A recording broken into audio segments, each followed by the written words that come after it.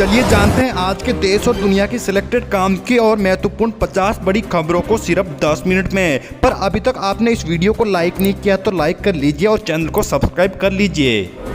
आम आदमी पार्टी ने कहा कि दिल्ली सीएम ईडी की जांच में सहयोग करने को तैयार है, लेकिन एजेंसी का नोटिस अवैध है। उनका इरादा अरविंद केजरीवाल को गिरफ्तार करना है। प्रधानमंत्री नरेंद्र मोदी की 3 दशक पुरानी प्रतिज्ञा होगी पूरी। पीएम मोदी ने 14 जनवरी 1992 को जन्मभूमि में रामलीला को देखकर भावपूर्ण प्रतिज्ञा ली थी। ईडी की एक टीम सोरेन के मीडिया सलाहकार अभिषेक प्रसाद उर्फ टिप्पू के यहाँ भी पहुंची। अभिषेक प्रसाद के घर के साथ ईडी की 12 टीमें अलग अलग जगहों पर कर रही हैं रेड। नवाबों को नवाज के साथ पूजा का अधिकार भी दे दिया, पर अंग्रेज शासन को हिंदू और मुसलमानों को लड़ाए रखना चाहता था। उसने 1856 में इस स्थल को चारों तरफ से घेर लिया था। इसके बाद भगवान राम की पूजा ढांचे के बाहर शुरू हो गई। असम के डेरा गांव में भीषण हादसा, ट्रक से भिड़ी बस, 14 लोगों की मौत, 27 गंभीर रूप से घायल। पुलिस का कहना है कि बस में बैठे लोग पिकनिक पार्टी के लिए अखडुलिया बिलिहन की तरफ जा रहे थे। रास्ते में ही ये बस एक ट्रक से टकरा गई। 3 तलाक पीड़िताएं 26 जनवरी के बाद रामलला के दर्शन करने पहुंच रही हैं। वे इन सिर्फ रामलला को निगरहेगी बल्कि अपने हाथों से बना वस्त्र भी भेंट करेगी। ये वस्त्र बरेली की मशहूर जरी जरदोजी से तैयार हो रहा है। सुप्रीम कोर्ट के वकील जय अंदत देहात्रत ने महाओगे मोहतरा पर अपने पूर्व प्रेमी की निगरानी कराने का आरोप लगाया। इस मामले में उन्होंने 29 दिसंबर को केंद्रीय गृह मंत्री अमित शाह और सीबीआई निर्देशक प्रवीण सूद को एक चिट्ठी भी लिखी थी। भीषण ठंड और घने कोहरे की चपेट में कई राज्य 5 जनवरी से तापमान में गिरावट और बढ़ सकती है मुसीबत। हर गांव में दीपावली, हर बूथ में रामलीला के दर्शन। लोकसभा चुनाव से पहले भाजपा ने तैयार किया रोड मैप। टोंक में जयपुर कोटा नेशनल हाईवे पर भीषण सड़क हादसे में 2 सवारियों की मौके पर ही मौत, 10 से ज्यादा घायलों को अस्पताल पहुंचाया गया, जिनमें कई की हालत गंभीर बताई जा रही है।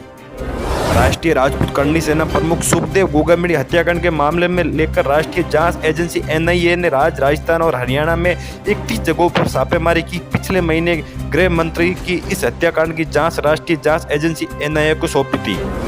सिरोही में पत्नी की हत्या का आरोपी पति गिरफ्तार, पुलिस से बचने के लिए बार बार बदल रहा था जगह।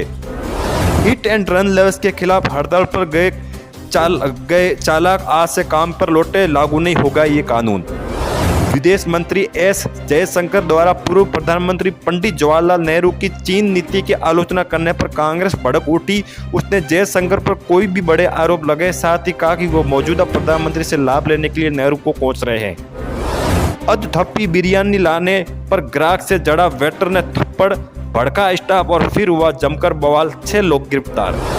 नशा करने को लेकर 2 बदमाशों ने की फायरिंग, गोली लगने से एक युवक हुआ घायल, अस्पताल में भर्ती। झारखंड सीएम के मीडिया सलाहकार के घर ईडी रेड, हेमंत सोरेन के करीबियों को 12 ठिकानों पर भी छापेमारी, कोलकाता में भी दबिश।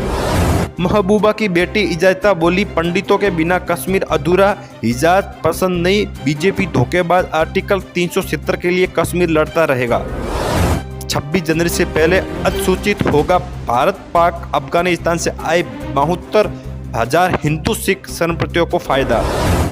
आमिर खान की बेटी आयरा की शादी आज बम्बई के ताजलैंड एड्रेस में ग्रेट वेडिंग, कई बड़ी हस्तियों के पहुंचने की उम्मीद।